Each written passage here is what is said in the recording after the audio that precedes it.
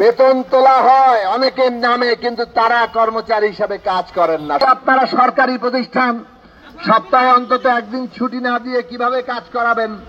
তাহলে আপনারা 4 দিন, মাসে 4 দিন ছুটি ধরবেন, 26 দিনের বেতন দিবেন, ভালো কথা। যদি 26 দিনের মজুরি দিতে হয়, অবশ্যই সাপ্তাহিক ছুটি নিশ্চিত করতে হবে। কর্মচারী ভাই বোনদেরও পরিবার আছে, সন্তান আছে, তাদেরকেও তাদের পরিবারের সাথে সময় কাটাতে হয়। তারাও অসুস্থ হন, তাদেরও বিশ্রামের প্রয়োজন আছে। কাজেই 26 দিন কাজ করে বাঁচার মতো, সম্মানজনক ভাবে বাঁচার মতো মজুরি দিতে হবে। এটাই সরকারের নিয়ম, কিন্তু সরকার এই নিয়মগুলো মানছে না। আমরা প্রজ্ঞাপনের দাবি করেছি, আমরা নিয়ম নীতি চেয়েছি যে নীতিমালা তৈরি করতে হবে। এই নীতিমালা তৈরির মধ্য দিয়েই আমরা এগোবো। কাজে এই বক্তব্য বাড়াবো না। আজকে এখান থেকে স্মারকলিপি দেওয়ার কথা। অর্থ মন্ত্রণালয়ে আপনাদের প্রতিনিধিরা যাবেন, বসবেন।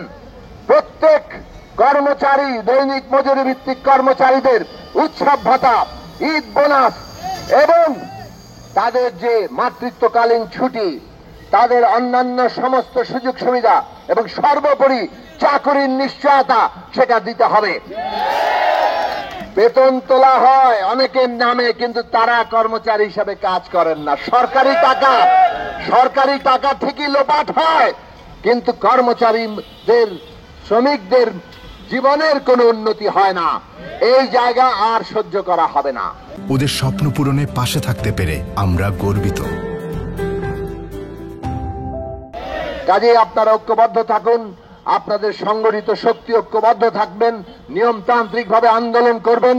আপনাদের নিয়মতান্ত্রিক আন্দোলনের জোরেই, ওই ন্যায্যতাতেই আপনারা আপনাদের দাবি আদায় করতে পারবেন। আর একটা জিনিস মনে রাখবেন, মুনাফিকদের সম্পর্কে সাবধান থাকবেন। আপনাদের বন্ধু সেজে অনেকেই আপনাদের বিরুদ্ধেই কাজ করবে।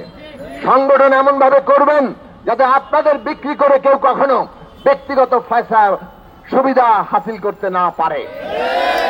আর ফ্যাসিস্টদের ব্যাপারে সচেতন থাকবেন। বিগত ফ্যাসিস্ট সরকার নানাভাবেই উস্কানি দিয়ে তারা নানাভাবে আন্দোলনকে বিভ্রান্ত করতে চায়, মানুষের দাবি দাওয়াকে পুঁজি করে আমাদের অভ্যুত্থানকে ব্যাহত করতে চায়, ক্ষতিগ্রস্ত করতে চায়। কাজে সেই দিকে আপনারা সচেতন থাকবেন।